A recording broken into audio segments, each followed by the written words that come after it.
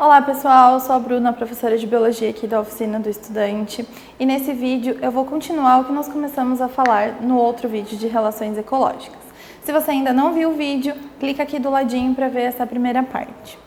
Bom, nessa segunda parte eu vou aprofundar um pouco mais na relação de predatismo, que é uma relação ecológica interespecífica, são entre espécies diferentes. Como eu já tinha falado, na relação de predação existe um animal, o predador, que mata e se alimenta de outro animal, que é a presa. No entanto, os animais, ao longo do tempo, eles foram apresentando adaptações ou para melhorar na hora da captura da presa ou para a presa conseguir se defender ou fugir desse predador. Algumas dessas adaptações são, por exemplo, as cobras que apresentam a peçonha, são as zebras que têm uma capacidade de corrida muito grande para conseguir fugir dos leões e alguns outros animais que apresentam algumas adaptações mais específicas. Eu vou abordar aqui 3 tipos de adaptações muito importantes, que é a camuflagem, o mimetismo e o aposematismo. Essas adaptações elas podem ser tanto do predador quanto da presa. Na camuflagem, os animais apresentam uma coloração ou a forma semelhante ao ambiente em que eles vivem, para dificultar a visualização deles pelo predador ou para o predador conseguir se aproximar desses animais sem ser percebido. Alguns exemplos de camuflagem vai acontecer em ursos polares e em outros animais que vivem em ambientes onde tem neve, que eles apresentam geralmente a coloração branca para conseguir se camuflar. Outros exemplos são os louva-a-Deus, que apresentam a coloração verde ou marrom por conta do ambiente em que eles ficam, entre as folhas das árvores ou nos troncos.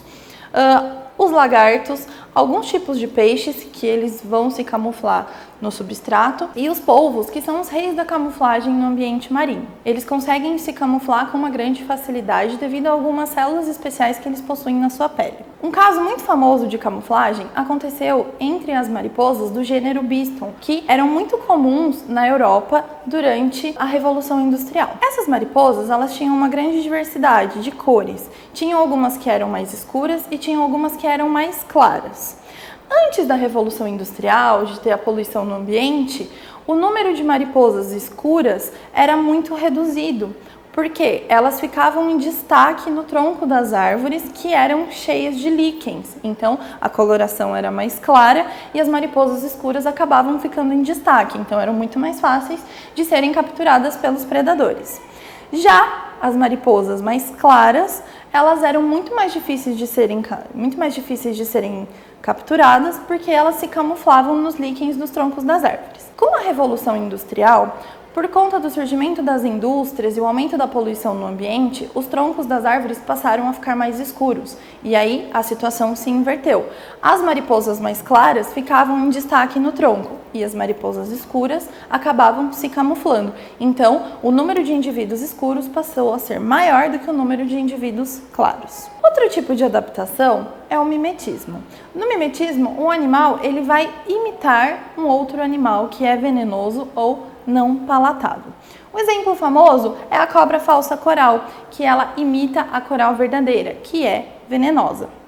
A falsa coral não possui veneno, então ela não tem nenhum perigo para alguns animais, mas pela coloração ela acaba assustando os animais que acreditam que ela é a coral verdadeira. Outro exemplo de mimetismo ocorre nas borboletas do gênero Calibo, que apresentam em suas asas um desenho semelhante a um olho de coruja. Quando elas estão com as asas fechadas, um animal que olhar para ela pode imaginar que seja uma coruja e não uma borboleta ali, então ele não vai tentar predá-la. Outro exemplo de mimetismo ocorre nas borboletas vice-rei, que mimetizam a borboleta monarca. As borboletas monarcas, elas são impalatáveis para os pássaros, ou seja, elas têm um sabor ruim. Então, eles associam aquele padrão de cores à borboleta monarca e eles não se alimentam delas. No entanto, as borboletas vice-rei, elas têm um padrão de coloração muito parecido com os da monarca, mas elas são palatáveis para os pássaros, ou seja, elas têm um gosto agradável. Mas, devido à coloração muito semelhante, os pássaros acabam por não se alimentar da vice-rei, achando que é a borboleta monarca. Isso é um caso de seleção natural, que ao longo do tempo acabou selecionando positivamente essas borboletas por elas serem semelhantes a uma borboleta impalatável. Por fim, o último tipo de adaptação ao predatismo é o aposematismo, também chamado de coloração de advertência. Esses animais, eles apresentam uma coloração forte e chamativa que indica para possíveis predadores que eles são venenosos ou que eles produzem alguma substância tóxica. Geralmente, as cores são vermelho, preto, amarelo. Todos os animais que apresentam uma coloração forte, provavelmente eles são venenosos. Um exemplo é a borboleta monarca, que, como eu já falei anteriormente, ela tem um sabor impalatável para os predadores. Então, a coloração dessa borboleta indica que ela não tem alguma coisa boa por ali. Outros exemplos são muito comuns em algumas rãs tropicais, que têm a coloração bem forte e elas são muito venenosas. Isso também ocorre com a cobra coral, que possui aquela coloração vermelha e preta, e essa coloração indica para os predadores que ela é venenosa. Pessoal, todas essas adaptações elas foram selecionadas positivamente pela seleção natural, porque elas favoreceram que esses indivíduos acabassem sobrevivendo, ok? Então, espero que vocês tenham gostado, se inscrevam no canal, comentem no vídeo e até a próxima!